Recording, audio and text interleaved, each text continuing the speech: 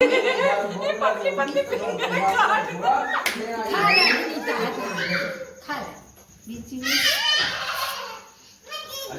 दीदी आप भी आ जाओ, इसे टच करो देखो पीछे से विंग्स टच करना।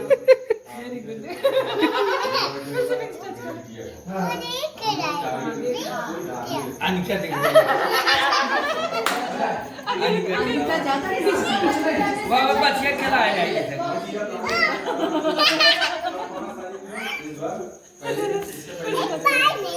बाइट नहीं करेगा ऐसे प्यार से।